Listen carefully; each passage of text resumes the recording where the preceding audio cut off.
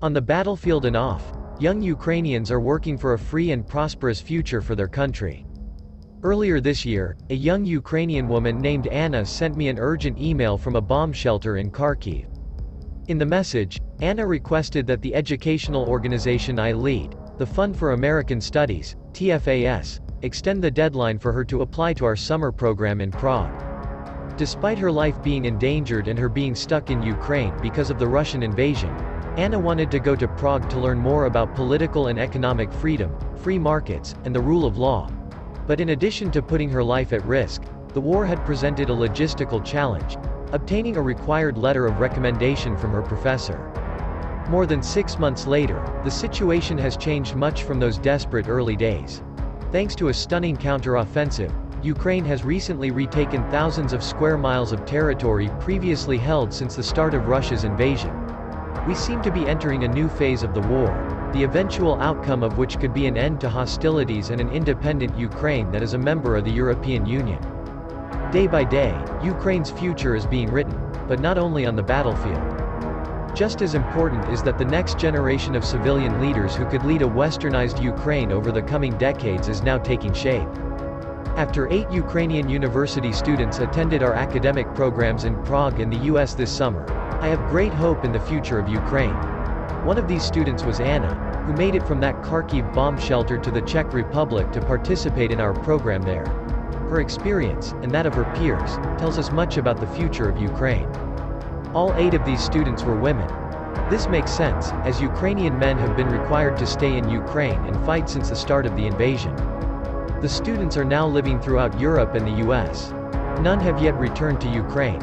Some are studying for law school or other advanced degrees, while others are working. Each of them is preparing to contribute to rebuilding their country after the war ends.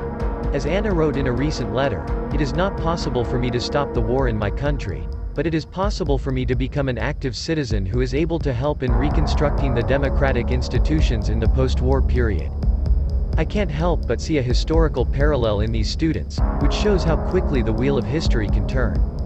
On a mid-November day 33 years ago in Prague, the Velvet Revolution against the Soviet-backed communist government of then Czechoslovakia began. On that first day, 15,000 students and other non-violent demonstrators rose up against undemocratic one-party rule, a crowd that would eventually swell to 500,000.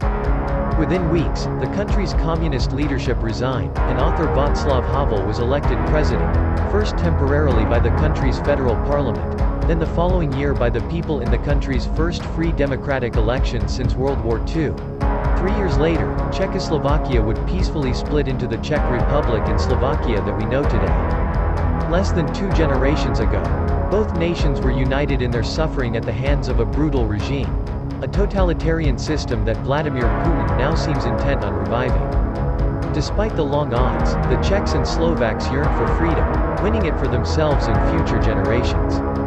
Today, both countries, along with many others who were formerly behind the Iron Curtain, are vibrant members of the very EU that continues to be more or less united in halting this generation's latest attempt at Russian expansionism. In fact, several of today's Czech leaders, including permanent representative to the UN Jakub Kulhanek and Deputy Foreign Minister Marek Havrda, attended our Prague program years ago. This recent history makes one thing clear. The war in Ukraine and the efforts of its young people aren't just about 2022.